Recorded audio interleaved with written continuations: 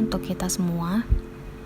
Kami dari kelompok 1 yang terdiri dari saya sendiri, Pamela Marsha Yurike dengan NIM 2062 201039 dan teman saya Kartika Avelina Yohana Malau dengan NIM 2062 1066. Hari ini kami akan membahas topik yang krusial dalam pembangunan ekonomi lokal, yaitu pengelolaan dan penatausahaan keuangan daerah.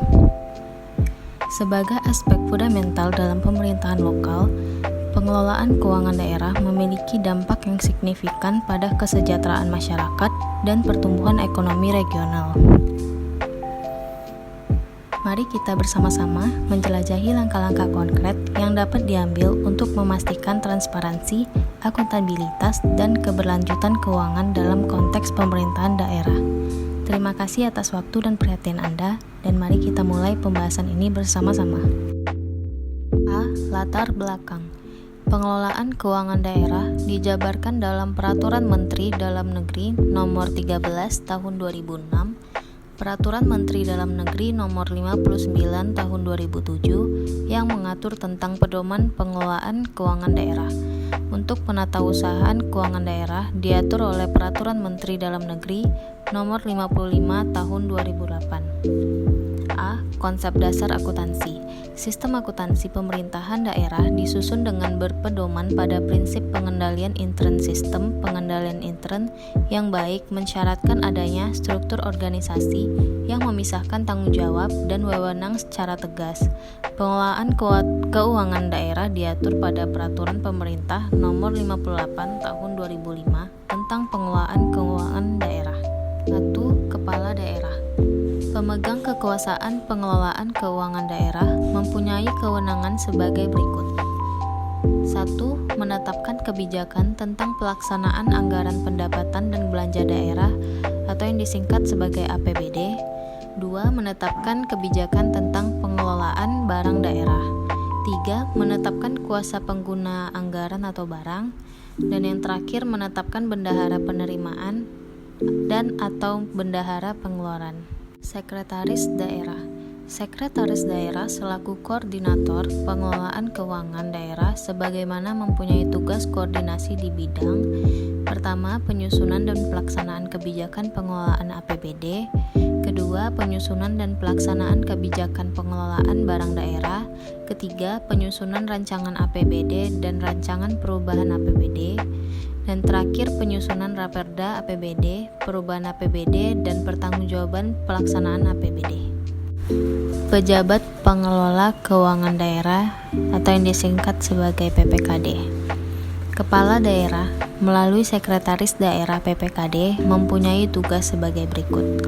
Pertama, menyusun dan melaksanakan kebijakan pengelolaan keuangan daerah. Kedua, menyusun rancangan APBD dan rancangan perubahan APBD. 3. Melaksanakan pemungutan pendapatan daerah yang telah ditetapkan dengan peraturan daerah.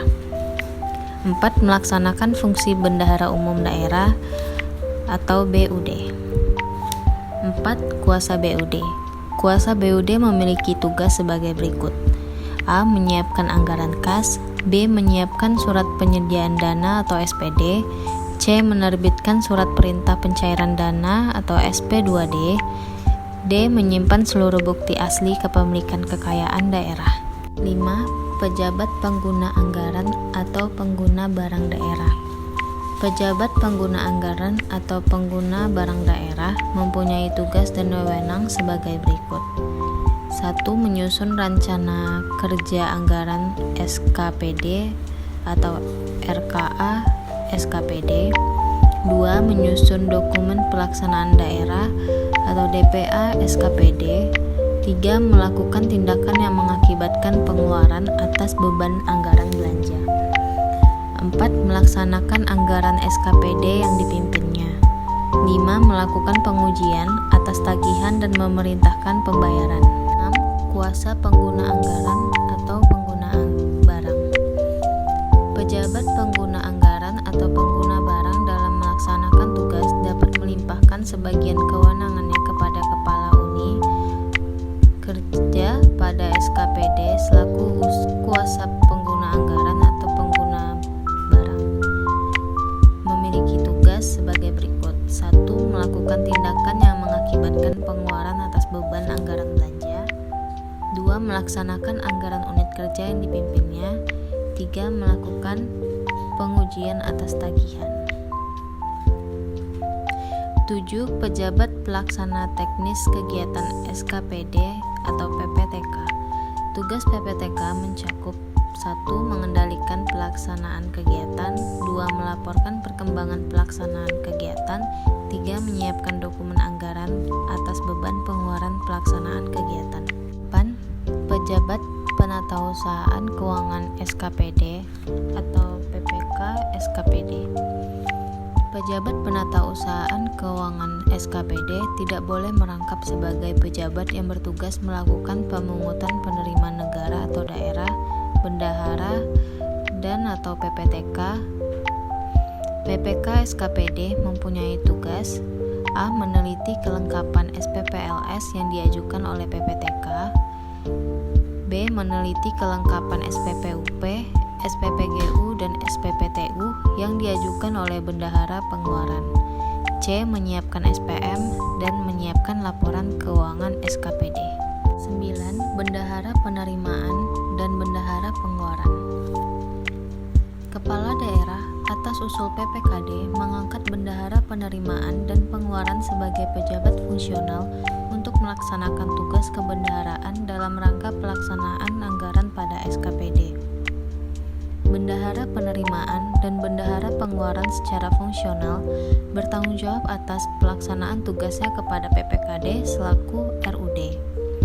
Bendahara penerimaan dan bendahara pengeluaran dilarang melakukan, baik secara langsung maupun tidak langsung, kegiatan perdagangan, pekerjaan pemborongan, dan penjualan jasa atau bertindak sebagai penjamin atas kegiatan pekerjaan atau penjualan tersebut, serta menyimpan uang pada suatu bank atau lembaga keuangan lainnya atas nama pribadi. Penatausahaan keuangan daerah. Penatausahaan merupakan sistem pencatatan atas penggunaan anggaran pemerintah daerah. Pengguna anggaran atau kuasa pengguna anggaran, bendahara penerimaan atau pengeluaran, dan orang atau badan yang menerima atau menguasai uang atau barang atau kekayaan daerah wajib menyelenggarakan penatausahaan sesuai dengan peraturan perundang-undangan. Pejabat yang menandatangani dan atau mengesahkan dokumen yang berkaitan dengan surat bukti yang menjadi dasar pengeluaran atas beban APBD bertanggung jawab atas kebenaran material dan akibat yang timbul dari penggunaan surat bukti dimaksud. Usahaan pada kepala daerah.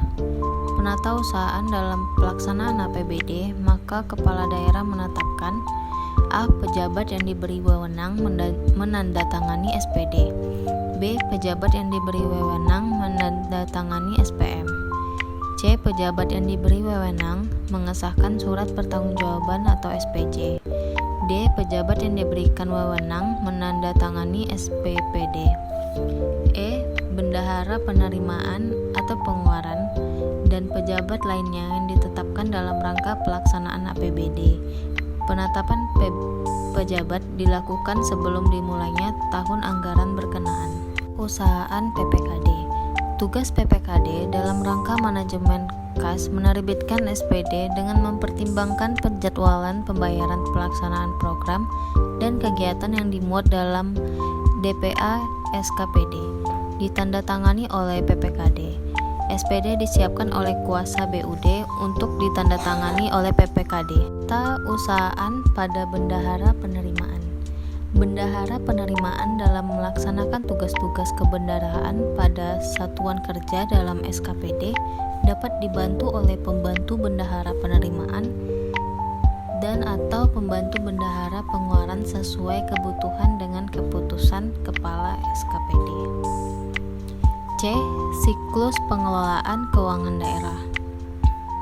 A. Tahap perencanaan.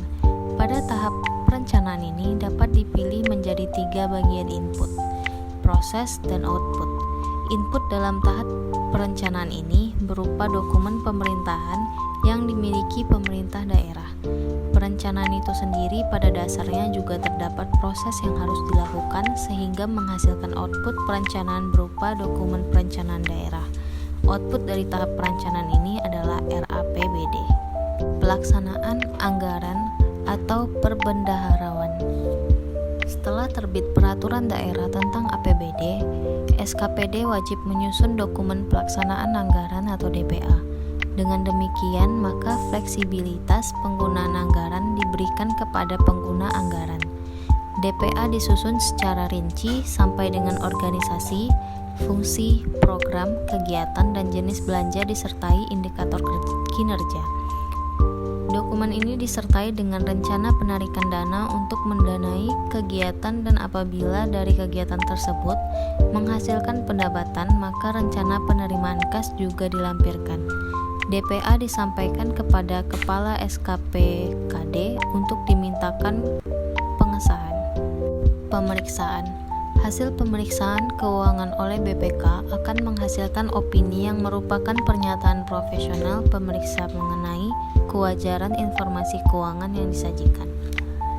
Kriteria untuk pemberian opini adalah sebagai berikut. Pertama, kesesuaian dengan standar akuntansi pemerintahan.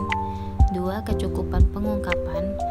3. Kepatuhan terhadap peraturan perundang-undangan dan efektivitas sistem pengendalian intern. Kedudukan akuntansi keuangan daerah. 1. Akuntansi komersil perusahaan atau commercial accounting. Dalam akuntansi komersil, data akuntansi digunakan untuk memberikan informasi keuangan kepada manajemen, pemilik modal, penanaman modal, kreditor, dan pihak-pihak lain yang berkepentingan dengan perusahaan tersebut seperti pemerintah untuk kepentingan penetapan pajak. 2. Akuntansi sektor publik. Akuntansi sektor publik adalah akuntansi yang digunakan untuk mencatat peristiwa ekonomi pada organisasi non-profit atau nirlaba. Secara sederhana, akuntansi sektor publik ini banyak dipakai oleh organisasi sektor publik seperti partai politik, masjid, puskesmas, rumah sakit, sekolah atau universitas, lembaga swadaya masyarakat, dan pemerintah pusat. Akuntansi sektor publik dibedakan atas A. Akuntansi pemerintahan dan B. Akuntansi sosial. A. Akuntansi pemerintahan atau governmental accounting. Akuntansi pemerintahan memberi informasi mengenai transisi ekonomi dan keuangan pemerintah kepada pihak eksekutif, legislatif, yudikatif, dan masyarakat. Akuntansi pemerintahan dibedakan atas akuntansi pemerintahan pusat dan akuntansi pemerintah daerah yang sering disebut dengan akuntansi keuangan daerah. Akuntansi pemerintah daerah terdiri dari akuntansi pemerintah provinsi dan akuntansi pemerintah kabupaten atau kota. Akuntansi keuangan daerah adalah akuntansi yang digunakan untuk mencatat peristiwa ekonomi pada entitas ekonomi di lingkungan pemerintahan daerah. Akuntansi keuangan daerah muncul semenjak diberlakukannya otonomi daerah yang harus mengelola keuangan daerah secara terpisah dari pemerintahan pusat. Akuntansi sosial atau social accounting. Akuntansi sosial merupakan bidang akuntansi khusus untuk diterapkan pada lembaga dalam artian makro yang melayani perekonomian nasional. Akuntansi sosial adalah akuntansi yang digunakan untuk mencatat peristiwa ekonomi pada organisasi non-profit atau nirlaba. Secara sederhana, akuntansi sosial ini banyak dipakai oleh organisasi sektor publik seperti partai politik, masjid, puskesmas, rumah sakit, sekolah atau universitas, dan lembaga swadaya masyarakat.